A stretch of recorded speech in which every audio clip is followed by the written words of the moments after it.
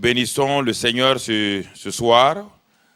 Et nous avons commencé pour voir la crucifixion, la puissance de la crucifixion.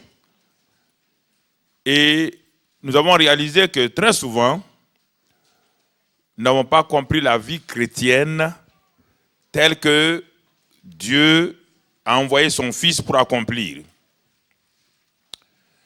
Et nous avons vu avec Paul hier que la croix, le message de la croix est une puissance pour ceux qui croient.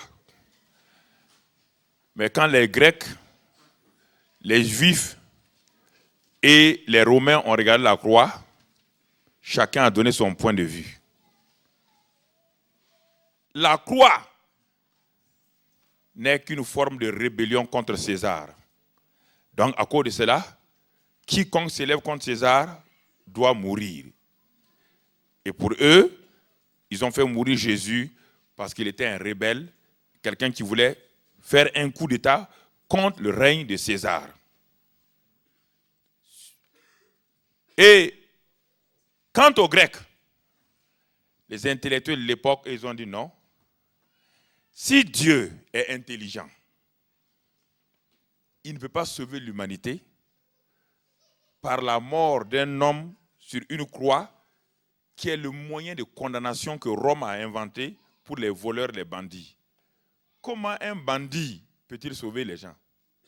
Donc les Grecs ont dit c'est de la folie. Maintenant nous arrivons aux Juifs. Les Juifs ont regardé, ils ont dit mais cet homme-là, c'est un scandale. Le Messie que nous attendons est un Messie qui est venu pour instaurer le royaume. Mais pas pour finir lamentablement comme lui là. C'est un scandale. La question se pose pour nous qui sommes là. Quand nous regardons la croix, que discernons-nous exactement? Tout ce qui était autour de la croix représente l'humanité entière. Donc on a vu les religieux, on a vu les intellectuels, on a vu les politiciens qui ont tout rejeté la croix. Descendons dans la foule maintenant. La foule représentait chaque élément de la société. Il y avait les magistrats qui se sont moqués. Les militaires se sont moqués. La foule, les femmes, elles ont commencé à se lamenter. Parce que pour elles, elles ne comprenaient pas qu'est-ce que voulait dire la croix. Elles se lamentaient. Jésus a dit, ne vous lamentez pas sur moi, lamentez-vous sur vous-même. Alors, quand on regarde attentivement, personne n'a compris exactement ce qui s'est passé. Et quant aux disciples, pour eux, c'était la défaite de leur maître. C'était la défaite de leur maître. C'est pourquoi ils se sont tous enfuis. Ils l'ont laissé. La question se pose pour vous et moi maintenant. Qu'est-ce que la croix? Qu'avons-nous vu dans la croix? Qu'avons-nous discerné dans la croix? Qu'avons-nous discerné? Si nous n'avons pas discerné ce que Dieu veut que nous discernions, alors nous allons être toujours des chrétiens, comme un parmi ceux de ce groupe-là, et nous allons nous poser beaucoup de questions sur la réalité de la croix du Calvaire. La croix du Calvaire est une réalité. La croix du Calvaire représente la mort de Christ, mais aussi la mort de notre vieil homme.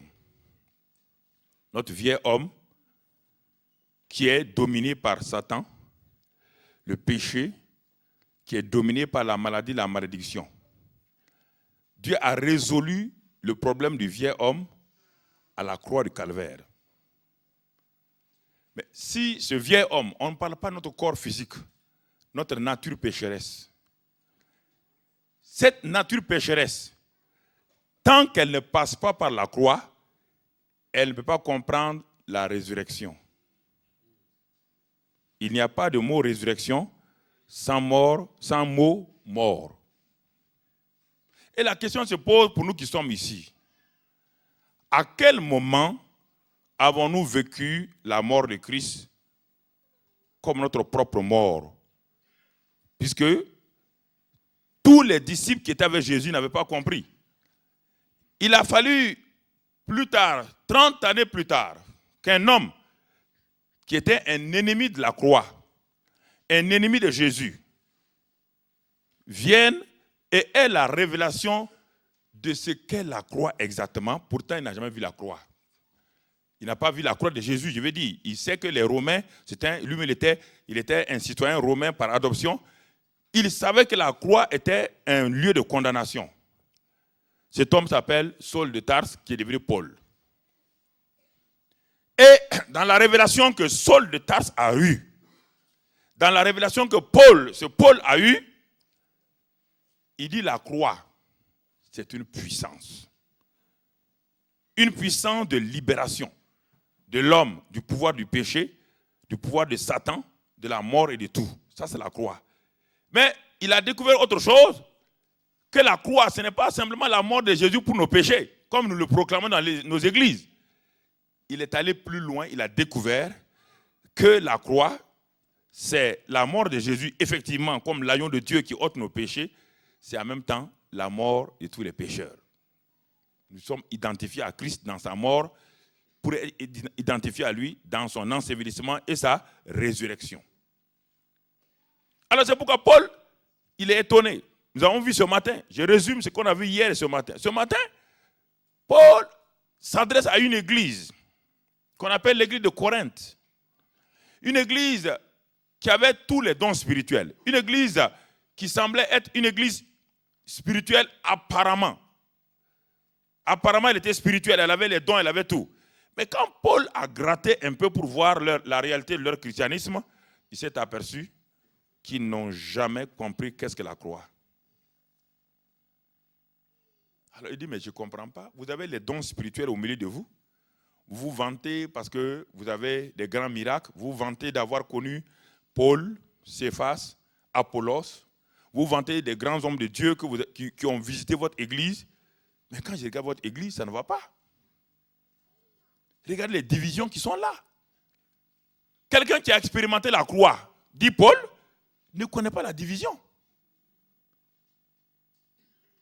Quelqu'un qui a expérimenté la croix ne peut pas vivre comme il vit.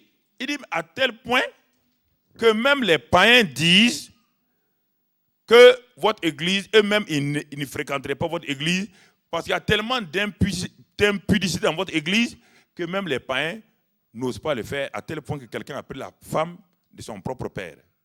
Il dit, mais donc si vous avez connu la croix, si vous avez expérimenté la croix, vous n'en serez pas ici.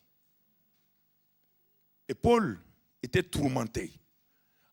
Il dit qu'il a des douleurs de l'enfantement. Parce qu'il réalise que la croix n'a pas été comprise. C'est pourquoi ce même Paul, plus tard, il dit, mais la croix, si vous l'avez comprise, moi je n'étais pas là.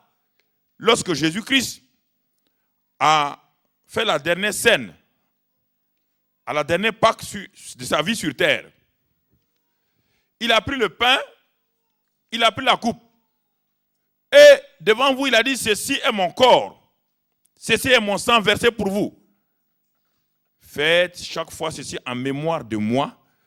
C'est-à-dire, rappelez-vous, ce qui va se passer à la croix là, c'est ce que je suis en train de vous expliquer. Et c'est pourquoi Paul, qui n'était pas là-bas, plus tard dit, dans son épître, 1 Corinthiens 11, dit ceci. Il dit, frère, la nuit où Jésus a été livré, voilà ce que le Seigneur m'a révélé. Moi, je n'étais pas là-bas, voilà ce que j'ai vu. Il utilise les mêmes termes que Marc et Luc. Il dit, mais le Seigneur, quand il a été livré, il a pris le pain, il a pris la coupe. Et voilà ce qu'il dit. Quel est l'importance de cette coupe-là? C'était sa mort pour vous révéler qu'il a livré son corps et son sang. Ce sont les deux choses importantes lorsque nous regardons à la croix du Calvaire. Il dit, mais je ne comprends pas. Vous ne savez pas que chaque fois que vous réunissez pour prendre la Sainte Seine, le monde entier vous regarde, c'est-à-dire le monde spirituel vous regarde. Si vous avez compris l'importance de la coupe et du pain. Et Paul de nous annoncer que cela est en réalité ce que nous devons faire en mémoire de ce que Christ a fait donc à la croix du Calvaire. Et Paul dit, à cause de cela, de l'ignorance que vous avez en vous sur la Sainte Seine, beaucoup d'entre vous sont devenus infirmes. Il y a beaucoup de malades parmi vous. Et beaucoup même sont morts. Alors la question se pose maintenant, si la Sainte Seine n'est pas en réalité ce que Jésus a dit, comment un simple pain, comme nous le disons si bien, un simple symbole, peut-il, je mange du pain chez moi chaque jour, et à table, on peut boire du vin. Comment les choses que les gens mangent et boivent chaque jour chez eux, dès le moment où on amène ça pour placer au milieu des chrétiens, on dit, ceci est mon corps et mon sang, dès que vous le mangez, il y a une condamnation, il y a la maladie, il y a la mort. Si c'était un simple symbole peut tuer quelqu'un, chrétien. Un simple symbole peut tuer quelqu'un.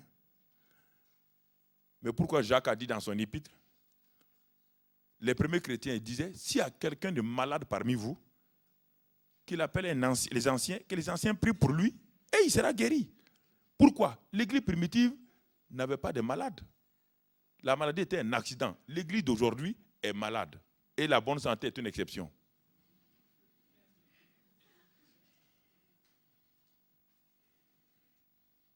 La bonne santé est une exception. Pourquoi? Parce que nous ne sommes pas assis pour voir la réalité de la croix. La croix, c'est la mort du vieil homme. Paul écrit aux Romains.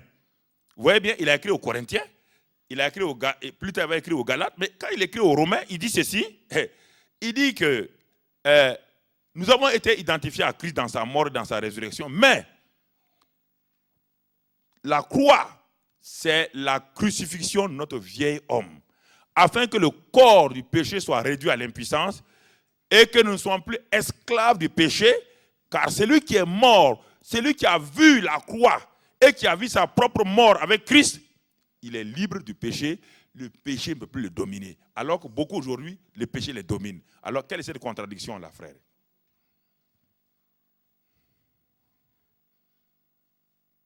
Pourquoi le péché domine les gens? Parce que le vieil homme, tant que je n'ai pas réalisé la crucifixion du vieil homme, je vais passer mon temps à lutter et tous mes efforts seront sur la victoire de quelqu'un qui a été déjà crucifié, mais dont je n'ai pas la révélation et je veux obligatoirement soumettre mon vieil homme à des lois. Et ça ne bastera pas. Paul l'a fait dans Romains 7. Paul a essayé, quand il ne comprenait pas la révélation de la crucifixion de son vieil homme, il ne comprenait pas. Et Paul avait décidé de faire le bien. Et dès le moment où Paul a décidé de faire du bien, il s'est rendu compte qu'il y a une loi qu'on appelle la loi du péché et de la mort. Cette loi-là a le droit légitime, légal, sur le vieil homme, parce que le vieil homme lui appartient. La loi du péché, c'est comme nous sommes aujourd'hui en Suisse. Dès le moment où vous êtes en Suisse ici, vous êtes soumis à toute la loi suisse. Vous ne pouvez pas échapper. Même si vous êtes burkinabé, le fait que vous soyez en Suisse ici, je ne peux pas me permettre d'aller enfreindre la loi suisse, on m'amène en prison. La loi du péché et de la mort est une loi implacable. Une loi qui fait du mal parmi les chrétiens, parce que tant que le chrétien n'a pas réalisé son vieil homme est crucifié, la loi du péché et de la mort aura un impact sur lui. Je vous amène dans une loi naturelle pour que vous compreniez. La loi de la gravitation. Tous ceux qui sont nés sur cette terre, la loi de la gravitation, la loi de la pesanteur a un impact sur vous, que vous le voulez ou pas. Tant que vous êtes sur la terre, là, la loi de la gravitation, vous ne pouvez pas échapper.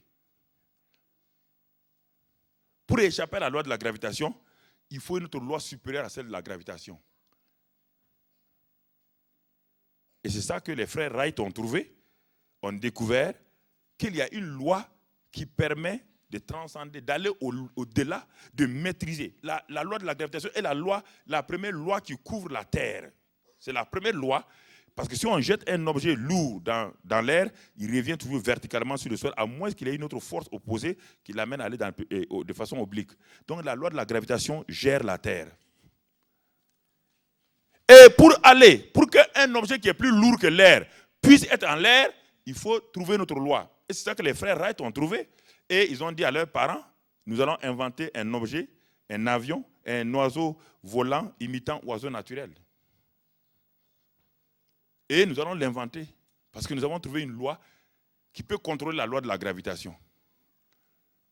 Et la loi de la sustentation, ils l'ont trouvé. La loi de l'aérodynamique, ils l'ont découvert. Et avec ça, ils ont envoyé les avions. Et ces avions de plusieurs milliers de tonnes-là continuent à obéir, à utiliser cette loi-là pour dominer la loi de la gravitation. Ça, c'est sur le plan naturel. Sur le plan spirituel, c'est la même chose. La loi du péché et de la mort, personne ne peut échapper. Il faut la loi de l'esprit de vie. C'est une loi supérieure, frère. Et cette loi supérieure de la loi de l'esprit de vie, Romains 8 l'a dit. Il dit, mais c'est lui qui est en Christ. C'est lui qui a compris la crucifixion. C'est lui qui a compris l'ensevelissement. C'est lui qui a compris la résurrection. Il est en dehors de cette loi-là. Cette loi de l'esprit de vie le tire et le met au-delà. La loi du péché et de la mort ne peut plus être sur lui. Frère, c'est ça que dans notre vie chrétienne, nous sommes devenus chrétiens, on n'a pas compris ça, on s'est lancé là-dedans. On veut faire des combats, on veut attaquer Satan au deuxième ciel, on veut attaquer les démons, on veut attaquer ceci ou cela. Mais les démons disent, mais tu ne connais même pas ta propre loi par laquelle tu dois vivre.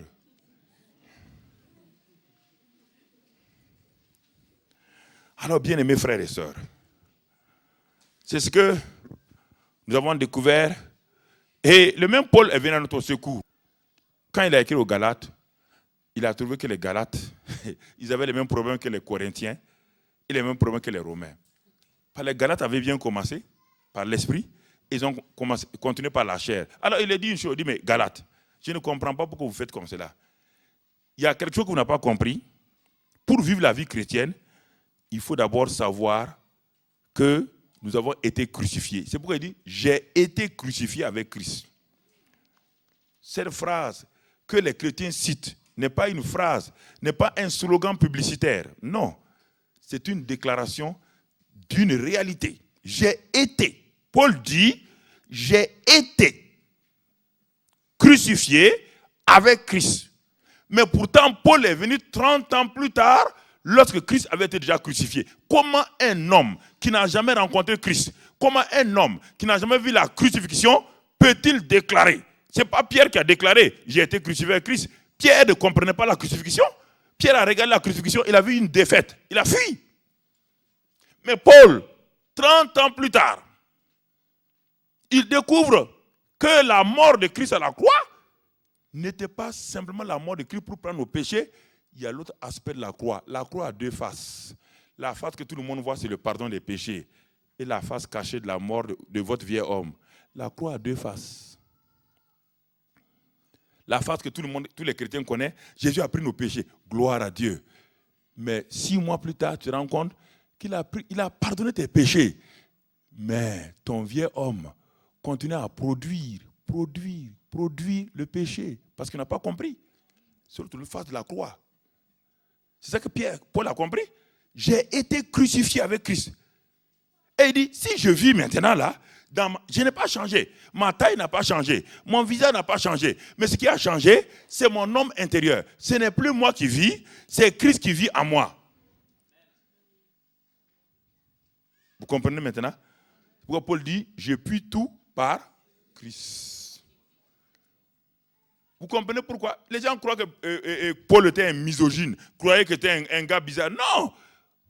Ceux qui n'ont pas la révélation croyaient que Paul était un gars, un stoïcien. Il dit oui, dans les problèmes, dans les douleurs, j'ai résisté. Non, Paul a découvert une chose. C'est pourquoi il dit, qui nous séparera de l'amour de Christ? Le crucifié avec Christ n'a pas peur des problèmes des persécutions. Parce qu'il sait qu'il est plus que vainqueur par celui qu'il a aimé. Il sait cela. Paul n'est pas spécial, frère. Paul n'est pas spécial. Ne l'admirez pas, Paul n'est pas spécial.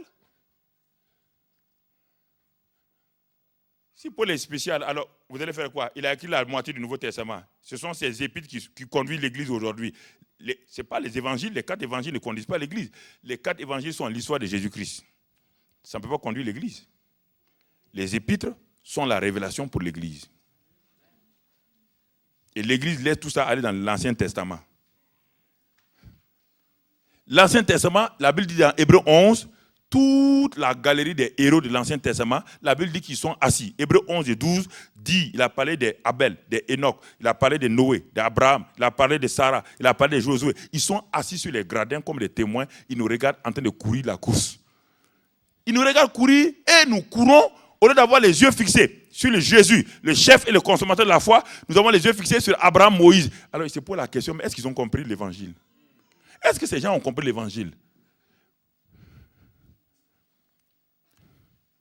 Mais il dit, mais on ne comprend pas. On est venu voir des coureurs de Christ.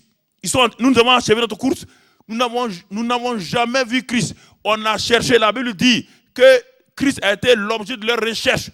Les Abraham sont morts, ils l'ont vu loin. Les Moïse sont morts, ils l'ont vu loin. Les Josué, les Élie n'ont jamais vu Christ. Ils n'ont jamais vu le sang de Christ. Ils voient nous, ils sont jaloux de nous. Nous qui avons le sang de Christ, nous avons vu la croix. Et ils sont assis en train de nous regarder maintenant, courir, et ils voient qu'on tourne. On dit, ah, Élie, je veux l'onction d'Élie, je veux l'onction d'Abraham. Ils attrapent leur tête et disent, mais est-ce qu'ils ont compris l'évangile? Mais est-ce qu'ils ont compris l'évangile? Nous, on n'avait que le sang des boucs. Le sang des boucs et des taureaux ne pouvait pas nous purifier. Le sang des boucs et des taureaux ne pouvait pas purifier notre conscience. Vous avez un sang supérieur qui purifie votre conscience des œuvres mortes pour que vous serviez le Dieu vivant. Vous laissez ce sang glorieux. Ce sang a vaincu Satan. Ce sang a détruit les œuvres de Satan à la croix de Calvaire. Ce sang est votre moyen. Vous laissez et vous vous tournez vers nous, adorateurs, utilisateurs de sang de boucs et de taureaux. L'Église a un problème très grave. Les Abraham ont terminé, ils ne peuvent pas nous aider. Simplement leur exemple nous sert à voir les défauts d'Abraham, les défauts de Moïse, les défauts de David pour corriger. Mais ils n'ont jamais connu Christ. La Bible dit qu'il a été l'objet de leur recherche. Ils sont tous morts, ils l'ont vu loin. Et nous sommes en plein.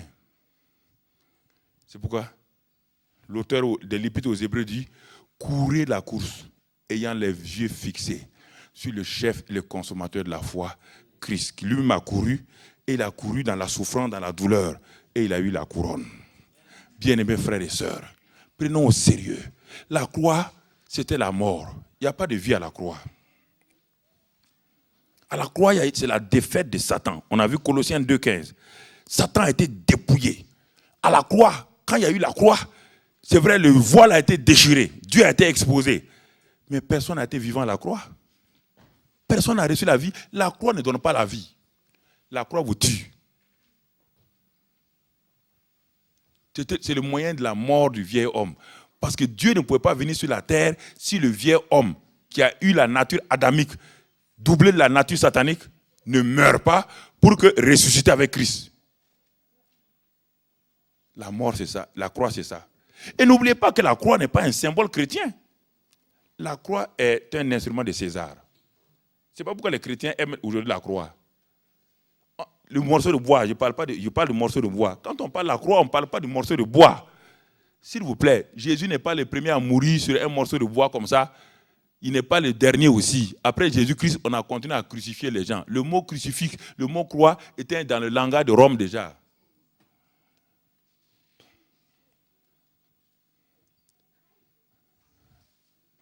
Est-ce que nous allons comprendre ça? La croix n'est pas un symbole chrétien, c'est un symbole de César. C'est le symbole de la domination de César sur les voleurs, les brigands et tous ceux qui se rebellent contre son autorité. C'est simplement ça. C'est pourquoi on dit que Christ est mort d'une mort ignominieuse. C'est pourquoi la Bible dit dans Ésaïe 53, comme on a vu hier, il dit qui a cru? Qui a cru à ce qui nous est annoncé? Qui a reconnu le bras de l'Éternel? Qui a reconnu que Dieu même a accepté, il a plu à Dieu de frapper son propre fils par la mort la plus terrible que le monde ait jamais vue. Mais si on ne croit pas ça, comment on peut être libéré? C'est pourquoi nous avons un salut très, très, très artificiel. Le vieil homme n'est pas mort. Il n'a pas été enseveli. Et alors, il ne peut pas ressusciter. On ne peut pas améliorer le vieil homme, s'il vous plaît. On ne peut pas l'améliorer. Il a dépassé le cadre d'une amélioration. Le vieil homme, la seule chose, c'est la crucifixion, son ensevelissement, et ensuite la résurrection du nouvel homme avec Christ. C'est pourquoi les efforts que vous faites sont des bons efforts, mais regardez comment vous êtes frustrés. Car le vieil homme est contrôlé par Galates 5, verset 19, les œuvres de la chair. Prenez la liste des œuvres de la chair et commencez à les combattre. Vous allez voir, toute votre vie, vous n'arrivez même pas à vaincre 3 éléments des œuvres de la chair. Quand vous voulez combattre la colère, quand vous pensez avoir contrôlé la colère, vous allez voir l'impatience sortir de l'autre côté. Après avoir maîtrisé l'impatience, vous allez voir autre chose, les pensées impures sortir de l'autre côté. Dans Galates 5, 19, vous allez voir les œuvres de la chair. Parce que la chair, c'est le vieux homme, on ne peut pas l'améliorer. On ne peut pas le maîtriser. Le seul moyen, c'est la mort. C'est la mort, jeune homme. C'est la mort. Alors, si nous comprenons cela, nous allons nous asseoir et nous allons commencer à vérifier les réalités de la parole de Dieu. Nous allons commencer quand nous allons lire la Bible, nous allons commencer mais c'est Dieu qui me parle. Dieu me parle. Dieu me parle à travers la Bible. Quand je l'ouvre, je sais ce que... Alors, c'est pourquoi nous devons, bien-aimés frères et sœurs, aller de l'avant. Satan a été dépouillé par la croix du Calvaire et Jésus-Christ, par sa mort, nous a libérés donc du pouvoir. Bien-aimés frères, dans Acte 2, ceux qui ont leur Bible, Acte 2, lorsque Christ est mort, parce que après la mort de Christ à la croix, il y a un deuxième événement, son ensevelissement. Quand Christ a été enseveli, ça veut dire quoi exactement? Puisque chaque être humain a combien de parties? 3 parties, non? L'esprit, l'âme et le corps. Regardons bien, comprenons là aussi encore un autre élément avant d'avancer. Christ, alors, acte 2, et au verset 23, acte 2, verset 23, nous dit ceci. C'est Pierre qui prêche le jour de la Pentecôte. Le message de Pierre est clair. Il dit, cet homme, il parle de Jésus, livré selon le dessein arrêté et selon la prescience de Dieu. Vous l'avez crucifié.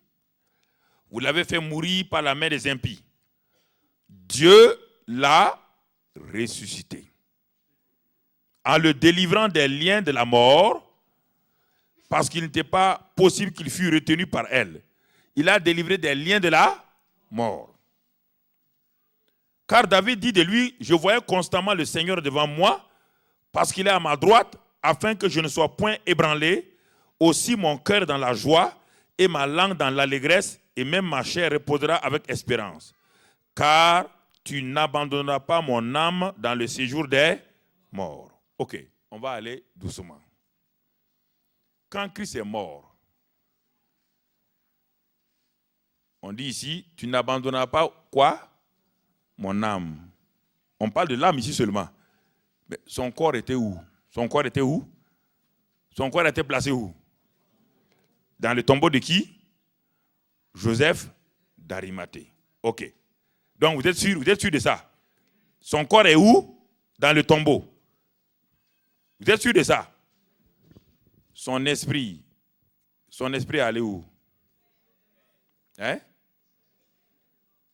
Hein? C'est sûr. Vaut mieux lire ça pour être sûr. Luc 23, verset 46. Voilà ce que la Bible dit. Jésus s'écria d'une voix forte, « Père, je remets mon esprit entre tes mains. » Donc, son corps était dans le tombeau de Joseph d'Arimathée. Son esprit n'est pas dans les mains de qui? Du Père. Et nous venons de lire que son âme est dans le séjour des morts. De même que nous avons fait beaucoup d'erreurs avec la croix, nous voyons que la souffrance physique de Jésus, n'était pas différente de celle des deux voleurs. Frère, il faut arrêter, c'est terrible. Les chrétiens sont très sentimentalistes. C'est pourquoi ils ont vu le film sur la passion de Christ, les gens ont pleuré, mais c'était bizarre. Pourtant, ce n'est pas Christ là. Vous pleurez sur quoi? Ce n'est pas Christ qui est là. Je ramène ça, je répète ça pour que vous compreniez.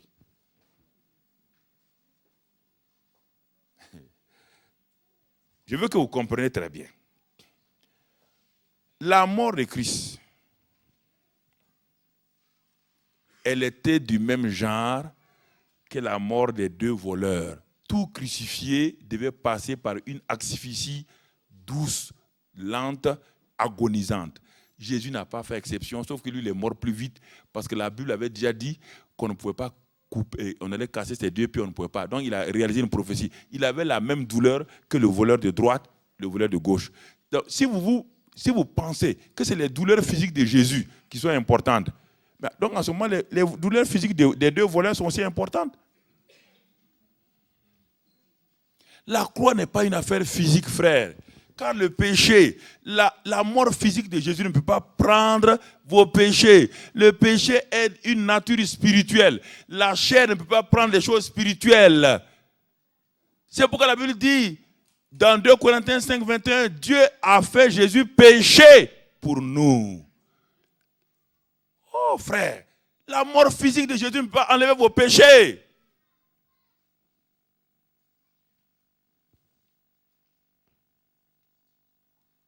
Le sentimentalisme dans le christianisme s'est développé. Oh, Jésus, il est mort, il a souffert pour moi. Non, ça ne change rien. C'est pas ça, ça ne peut pas vous sauver. Jésus dit, tout est quoi? Qu'est-ce qu'il a accompli? Il ne parle pas de sa mort physique. Le programme de Dieu pour lequel il est venu est accompli.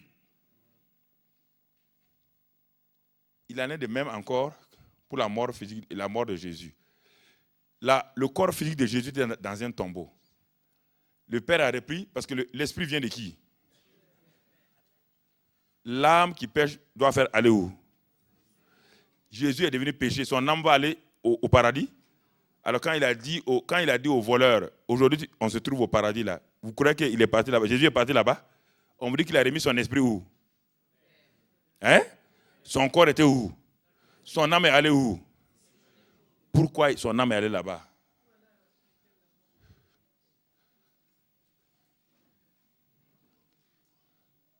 Le plus grand combat que les yeux charnels ne peuvent pas comprendre, c'est ça qui s'est passé pendant les 3 jours de l'ensevelissement de Jésus. C'est le plus grand combat qu'on ait jamais vu. Car c'est le combat où Dieu allait passer pour revenir sur la scène donc de la terre. Et c'est pourquoi le ciel était silencieux pendant ces 3 jours-là. Le ciel était silencieux car le plus grand combat se déroulait là-bas.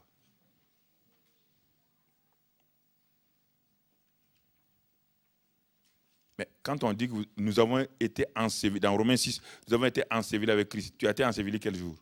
Tu es assis ici, non? Mais pourtant, on dit que nous avons été ensevelis. Est-ce qu'on parle de notre corps physique? Non. Parce que si vous ne comprenez pas la Bible, vous allez confondre la résurrection de Lazare, la résurrection du fils de la veuve de Naïn avec la résurrection. Ça n'a rien à voir. Lazare est revenu à la vie, ce n'est pas une résurrection. quand on parle du mot résurrection, c'est plus que le corps physique. Hein? La résurrection de Lazare, si je peux m'exprimer en français, n'a aucune relation à voir avec la résurrection de Jésus-Christ. Lazare est ressuscité physiquement, simplement. Le fils de la veuve de Naïn, physiquement. La fille de Jairus, physiquement. Mais leur résurrection n'avait aucun impact spirituel, ni sur Satan, ni sur le monde, rien. Mais la résurrection de Christ, c'est important. Pourquoi c'est important de comprendre qu'est-ce qu'il est allé faire dans le séjour des morts là? Qu'est-ce que son âme est partie faire là-bas? Qu'est-ce que son âme faisait là-bas? Pierre, le jour de la Pentecôte, sans Bible, il a cité les passages de David qu'il a donnés. Le Saint-Esprit est venu sur lui et maintenant, Pierre a commencé à comprendre certaines choses. Regardons ce qu'il est parti faire. Ouvrons dans Apocalypse. On va voir le résultat de ce qu'il a fait là-bas. Apocalypse 2, qui veut simplement dire révélation. C'est un mot grec qui veut dire révélation simplement, pas autre chose. N'écoutez pas les journalistes en disant que c'est apocalyptique. Et quand les chrétiens disent Apocalypse, c'est dit simplement révélation, ce n'est pas négatif. C'est un mot simplement qui veut dire révélation. Simple révélation de Christ. Et dans l'Apocalypse, il y a le passé, il y a le présent et le futur là-dedans. C'est ça que les gens ne savent pas. Il y a des choses qui sont déjà passées, qui sont dans l'Apocalypse. Il y a des choses à venir, il y a des choses qui étaient présentes. Alors quand vous lisez l'Apocalypse, il faut faire attention. Il y a des choses qui sont déjà passées. Par exemple, Apocalypse 12. Il dit que Satan a été chassé. Il y a eu une guerre au ciel. C'est pas plus tard. Satan n'est plus au ciel. Beaucoup de gens disent, Satan n'est plus au ciel. Là. Il y a longtemps, Satan a été chassé du ciel. Donc, Apocalypse parle d'un événement qui est déjà passé il y a longtemps. Au moment où Lucifer descendait, c'est ça. Satan ne peut plus monter au ciel.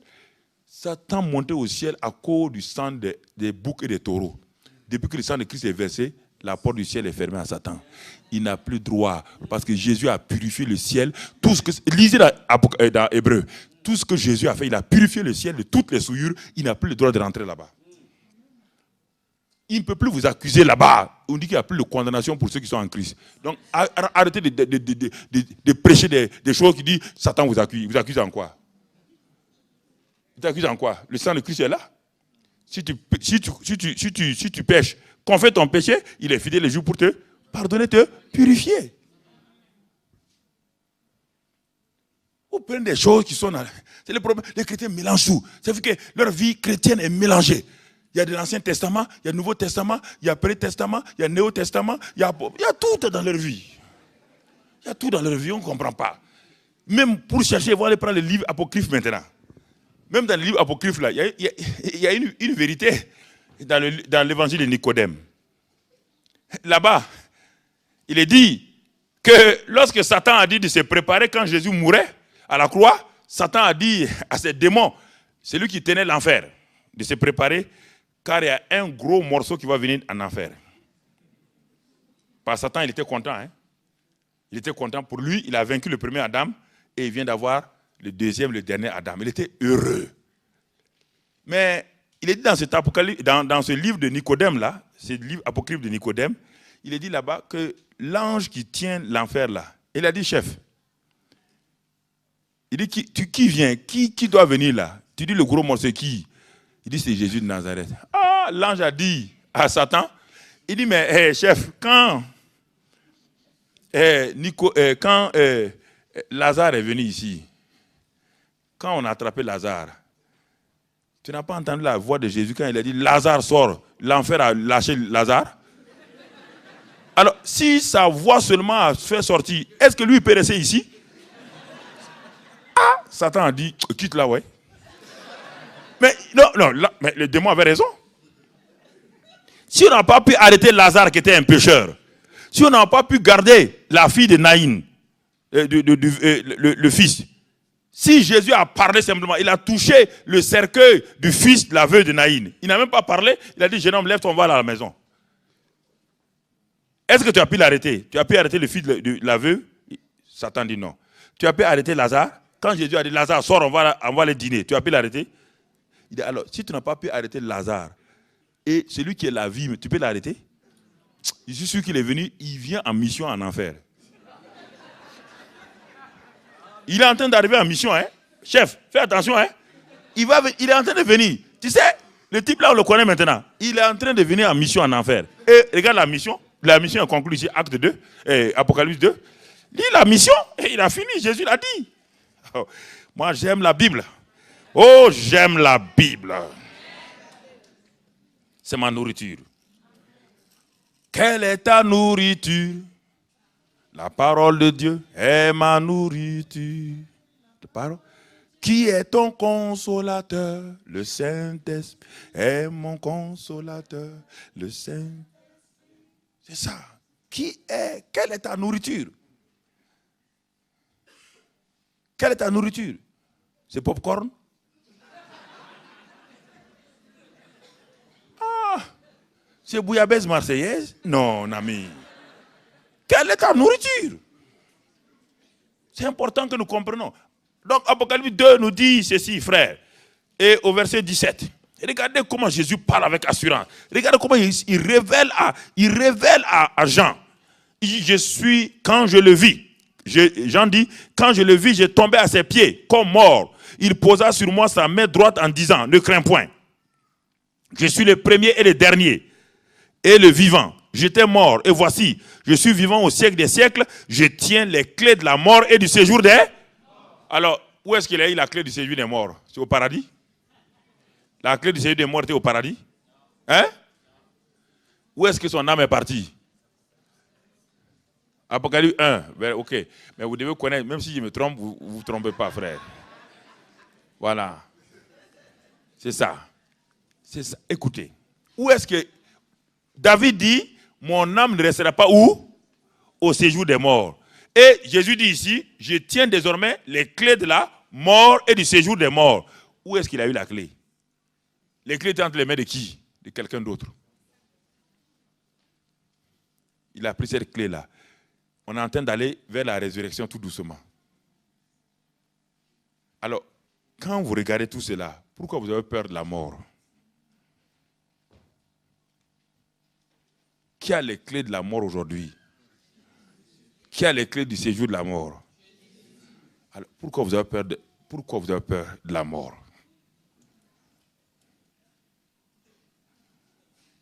Vous n'êtes pas sûr. C'est la seule chose. La seule raison, vous n'êtes pas sûr où vous allez partir. C'est la seule raison. Ne me dites pas autre chose. Puisque, quel que soit alpha,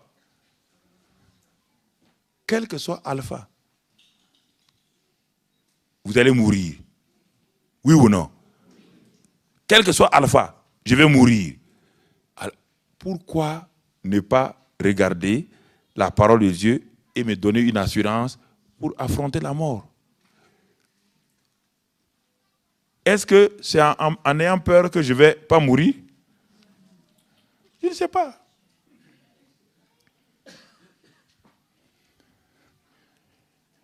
Non, puisque c'est Jésus, ton sauveur là, qui tient désormais les clés de la mort et du séjour des morts. Donc, c'est pourquoi, quand les saints meurent, il vient les prendre et il les amène. C'est pas pour aller en enfer. Mais vous n'êtes pas sûr. C'est pourquoi vous avez peur. Je tiens les clés de la mort et du séjour des morts. Je tiens. Jésus dit, je tiens. C'est moi. Je contrôle. Satan ne contrôle plus. Lis dans Hébreux 2, si tu ne crois pas, Satan ne contrôle plus cela. Lis. Oh, les gens ne croient pas la Bible. Ils ne croient pas la parole. Ils croient à ce que les diseurs de bonnes aventures leur disent. Oui, tout le monde court. Hébreux 2. Si je ne m'abuse, Hébreux 2, verset 14. Ainsi donc, puisque les enfants participent au sang et à la chair, on parle de Jésus, il y a également participé lui-même, afin que par la mort, il anéantisse celui qui a la puissance de la mort, c'est-à-dire le diable. Par sa mort, il a anéanti. Il a anéanti. Il a anéanti, frère. Et qu'il délivra tous ceux qui, par crainte de la mort, étaient toute leur vie retenus dans la servitude. non seulement il a réduit la puissance de Satan, et maintenant il te propose de te sortir de la servitude de la mort, de la peur de la mort.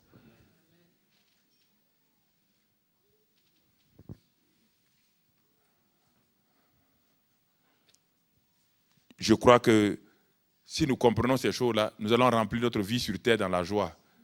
Puis je sais que tôt ou tard, je dois mourir.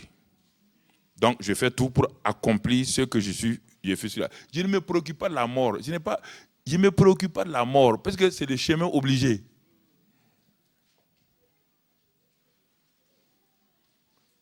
Comprenez ce que la Bible dit. C'est ce qui fait la force du chrétien, frère. Ce qui fait la force d'un chrétien. Sans ça, vous allez jeûner et prier. Le jeûne et la prière n'alignent pas votre mort. Même Ézéchiel qui a eu 15 ans, il est mort quand même, non? Et Lazare qui a ressuscité, il est mort, oui ou non? Donc, ce n'est pas ça le problème. Apocalypse nous dit, et quand Jésus est ressuscité, qu'est-ce qu'il a reçu? Et Hébreux 9, verset 12. Hébreux 9, verset 12. Vous savez quand il est ressuscité? Marie qui était allée au tombeau, l'ayant reconnu, Marie a voulu toucher ses pieds. Qu'est-ce que Jésus lui a dit? Ne me touche pas, car je ne suis pas encore monté vers... Voilà. Parce qu'il allait partir pour présenter le sang de la croix. Il partait pour présenter au Père. Et quand il a fini de présenter, regardez maintenant, la Bible dit ici, Hébreux 2, 9 du moins, verset 12, ce Christ-là est entré une fois pour toutes dans le lieu très saint, non avec le sang des boucs et des veaux, mais avec son propre sang, ayant obtenu une rédemption mensuelle.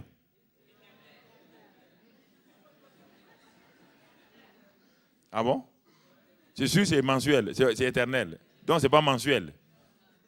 Il a obtenu quoi? Une rédemption éternelle. Alors, c'est lui qui nous a sauvés. Le voilà. Il a obtenu une rédemption éternelle. Tout est dans sa main. Il contrôle tout. Alors, chrétiens, commençons à croire à ce que la Bible dit. C'est pourquoi Dieu dit depuis hier, qui a cru à ce qui nous était annoncé, qui a reconnu le bras de l'Éternel. C'est la suite comme ça. Qui a cru? Qui a cru? Qui a cru? Regardons ce que la résurrection, maintenant, notre thème ce soir, ce que la résurrection nous donne. Qu'est-ce que la crucifixion nous donne quoi? La réconciliation avec le Père. On a vu ça hier. La crucifixion par le sang nous rapproche de Dieu. La crucifixion a enlevé la barrière entre Dieu et nous. La crucifixion nous donne la guérison des maladies. Nous donne la malédiction est ôtée. Le péché est pardonné. Ça, c'est la crucifixion. Mais ça ne donne pas la vie. C'est la résurrection qui est la source de la vie. Regardons ce soir, maintenant, quelques éléments. Quels sont les bénéfices de la résurrection? Beaucoup de chrétiens sont devenus chrétiens. Ils sont entrés directement dans des choses qui ne sont pas importantes. On leur a dit, bon, il faut travailler, il faut gagner des âmes. Lui-même, il gagne des âmes, mais la nuit, il est tourmenté, il n'a aucune assurance. Il n'a aucune assurance. Non, ils parlent. Vous les voyez, ils sont, frères, la vie chrétienne, quand je vois les chrétiens, je dis, mais quand on devient chrétien, on est heureux, c'est faux. Et regarde-le, en quoi il est heureux. C'est un langage rénotypé. Beaucoup de chrétiens, quand ils regardent, on est heureux. Il dit, tu es heureux, tu es sûr, ma soeur, tu es heureux. Une fois, j'étais à San Diego, aux États-Unis, je devais prêcher. Il y a toute ceux qui font les danses, et ils étaient assis là, ils ont fait une merveilleuse chorégraphie de danse. Et la responsable elle criait, elle parlait, vraiment, elle était... Le Saint-Esprit me dit, elle a un problème.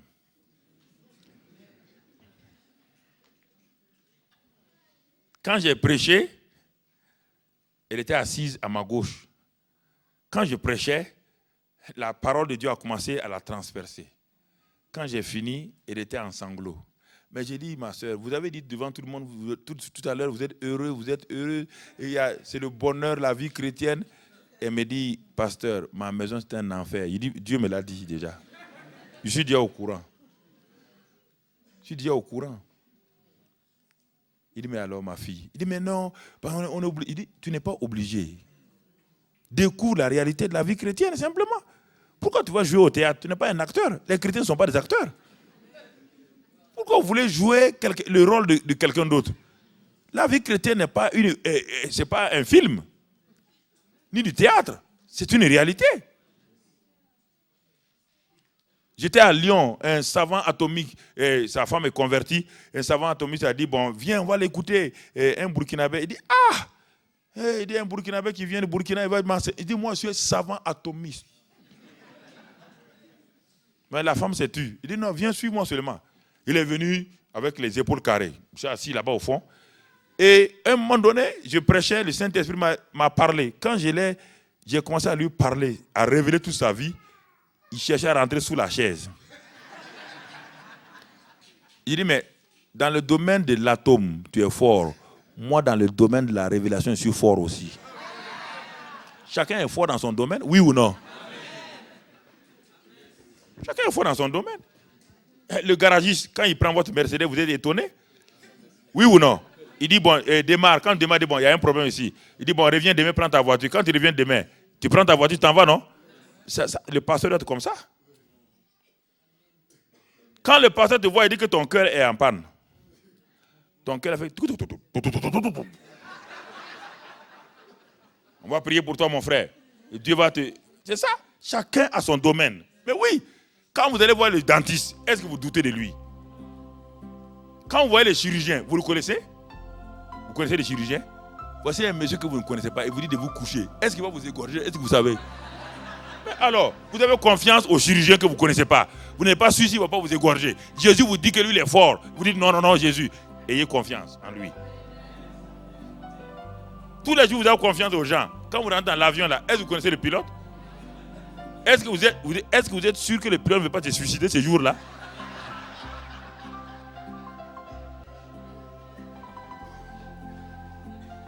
Mais pourtant, vous rentrez dans l'avion, non? Oui ou non? Ayez confiance aussi en Jésus comme ça. Soyez relax. Ayez confiance en lui comme ça. Je ne sais pas. Moi, je suis comme ça. Je suis un bon enfant. Je crois. Je crois simplement. Je crois simplement ce que Jésus a dit. Ne vous compliquez pas la vie. Ne vous compliquez pas la vie.